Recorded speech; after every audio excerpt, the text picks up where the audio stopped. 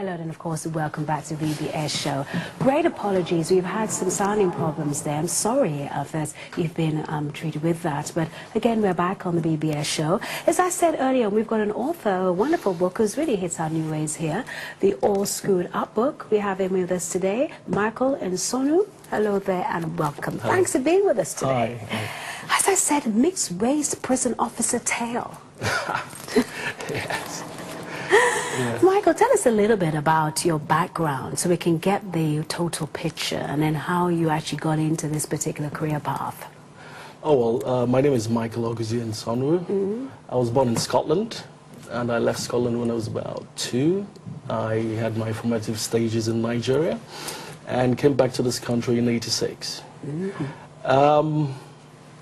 Eventually, after going through certain job parts, I ended up in the prison service with an ulterior motive to actually help people, help convicts and all that. Because I come from a police background, actually. My father was a cop.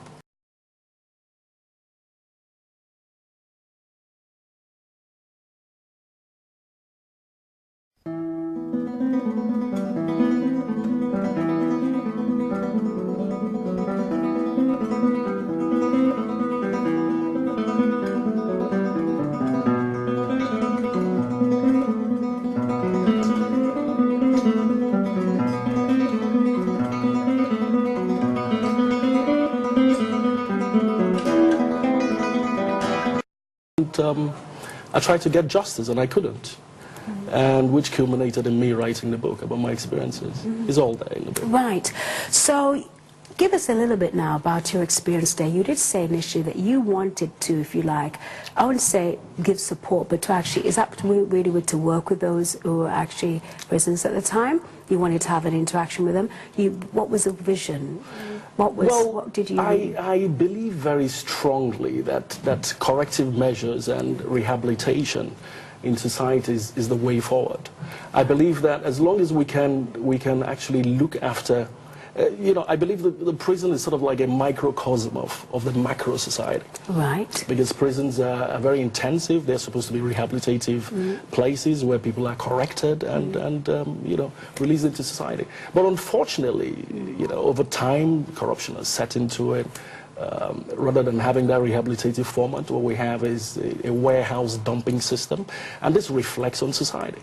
I'll give you an example. Please, we look at prisons and think we have these figures, like in Britain we have figures of say 75,000 prisoners at a given time. What people fail to realize is that every day people go into prison and every day people are released into society.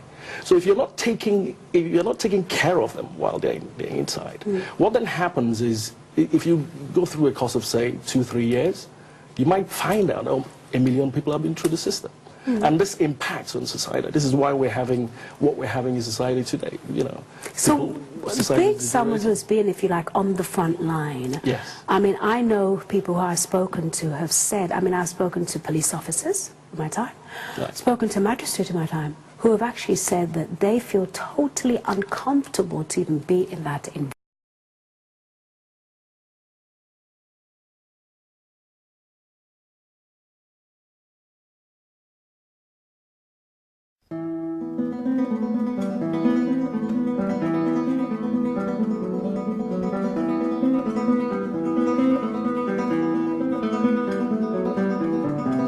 Trying to impact some positivity into their lives, take advantages of whatever package is there, whether they're educational, whether they're sporting, whether they're this, channel that energy into something productive. Because I believe very, very strongly that if you go through with a rehabilitative format, you will, in due course, be helping society. Right. I strongly believe that. You believe that, but obviously we have to be, we're very conscious now that when somebody do go through that judiciary system, especially our young people, our community, we don't necessarily welcome them that easily, and they're not able now to go into jobs and so forth. So, I mean, I know that I myself have a lot of frustration regarding that, because I do feel that someone has done their path, depending on it, they should be able to get jobs, because then they're going through that cycle again. Absolutely. But you've noticed here, you said a mixed race. Yes. What's the thing regarding that? Well, How do you see it's a recognition of both. I mean, I had a Scottish mother and a Nigerian father, and you know, I am loath to take sides and say I belong to one when I do belong to both. And I look at it, I encompass both of them. You know, my DNA is both of them. So that's the way I look at it. But when you were in a role as a prison officer, do you think that you probably came after, were you more even attacked, more abused?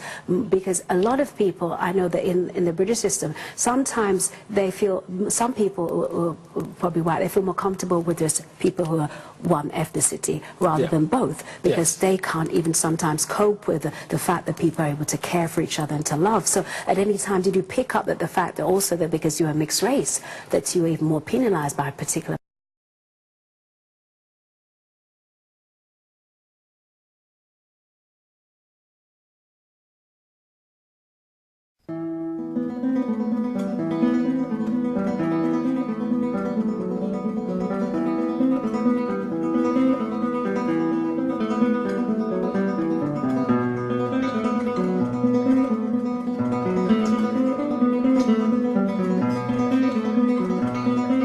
this violence that we're experiencing? You have now been on both sides of the coin. Yes. What are your feelings regarding what you've seen, and how do you think that we can learn from your experience? What can you give out to us for parents, for even officers who might even be watching, or even our mayor, for speak?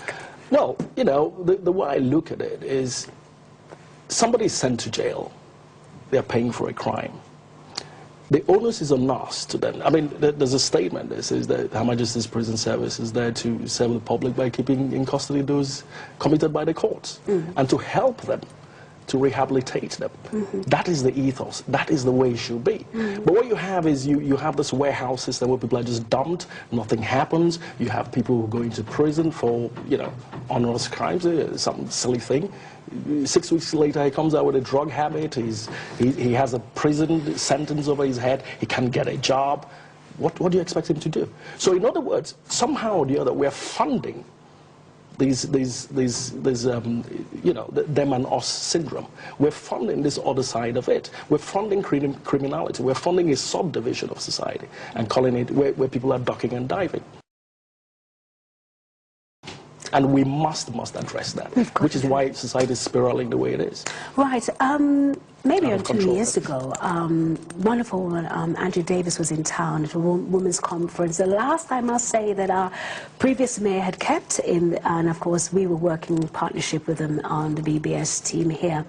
And Andrew Davis had said, and I was quite surprised at the time, that she was a part of some committee that was anti-prison. Yeah.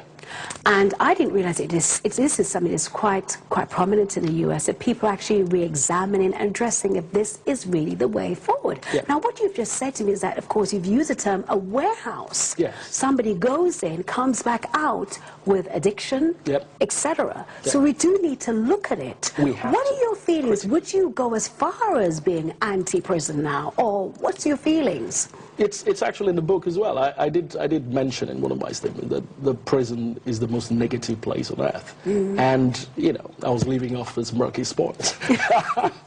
and you know, the way forward is we must. There's no use sweeping it under the carpet.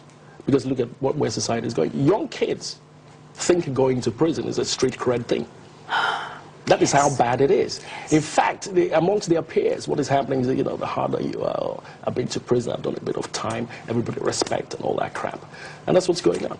So we must address that. Do you have any suggestions at this stage? Well, you know, they are rehabilitating. I mean, there are experts who talk about these things, who have been fighting and trying to make sure these things happen. But I mean, places like Scandinavian countries, you have a more serious approach. You have people who actually, the prison officers there go through a 2-year study course. You know, deeply into psychology and all that. So there is an attempt to address